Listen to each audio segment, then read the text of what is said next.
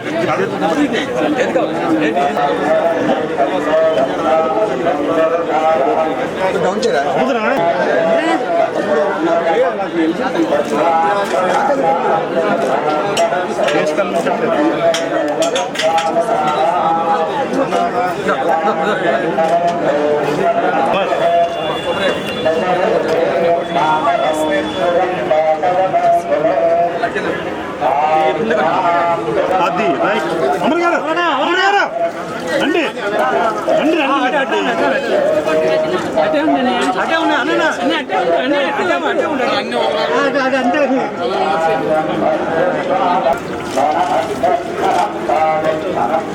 MLA గారు రావట్లేదు, అమర్ గారు రావట్లేదు.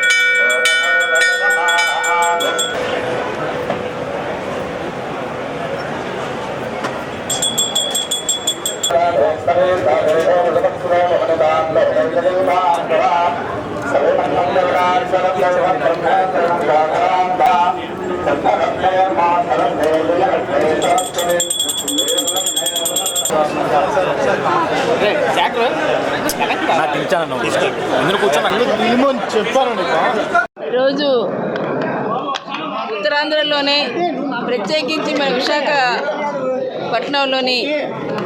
శ్రీ శ్రీ శ్రీ కనక మహాలక్ష్మి అమ్మవారు పిలిస్తే పలికే తల్లి, ఉత్తరాంధ్ర కల్పవల్లి కనక మహాలక్ష్మి తల్లి సంపూర్ణమైన ఆశీస్సులు మా ముఖ్యమంత్రి గారు జగన్మోహన్ రెడ్డి గారికి, మా వైఎస్ఆర్ పార్టీకి, అందులో అనేక సంక్షేమ ఫలాలతో ఈరోజు అభివృద్ధితో ముందుకు వెళ్తున్న జగన్మోహన్ రెడ్డి గారికి ప్రజలు పూర్తి మద్దతుతో ఆశీస్సులు ఇవ్వాలని ఆ తల్లిని మనస్ఫూర్తిగా కోరుకున్నాను.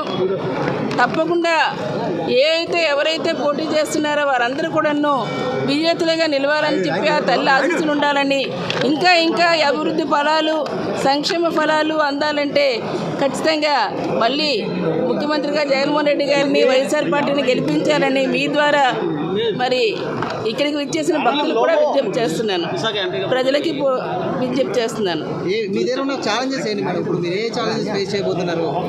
సోదరా, పదవులున్నా నేను గతంలో కూడా బొబ్బిలి ఎంపీగా ఉండేటప్పుడు ఈ 3 జిల్లాలకి ఎంపీగా ఉన్నాను. అలాగే విజయనగరం 2 సార్లు ఎంపీగా చేశాను, జిల్లా పరిషత్ చైర్మన్ చేశాను. అంటే ఆ అనుభవం ఉంది. వెళ్ళేటప్పుడు ఎక్కడ ఏ సమస్యలు ఉన్నాయో గతంలో చేసినప్పుడు కూడాను విశాఖ అభివృద్ధి కోసం మీరు ఒకసారి చూస్తే www.sansad.coinలో చూస్తే ఎన్ని మార్లు ఇక్కడ పలు అంశాల మీద లేవనెత్తి వాటిని పూర్తి చేసి ఇక్కడ అందించే ఫలితాలు కూడా మీరు గమనించవచ్చు.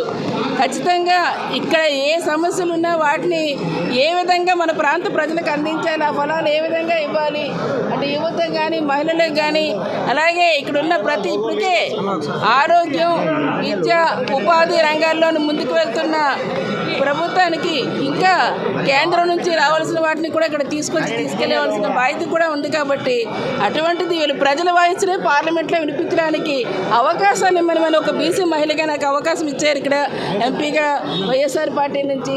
మరి వీళ్ళ అమ్మవారిని పూర్తిగా ఆ తల్లి తాలూకా పూర్తి ఆశీస్సులు ఉండాలని చెప్పని మరి మీ అందరి తాలూకా ఆశలు మీ ద్వారా కూడా ప్రజలందరూ కూడా కోరుతున్నాను.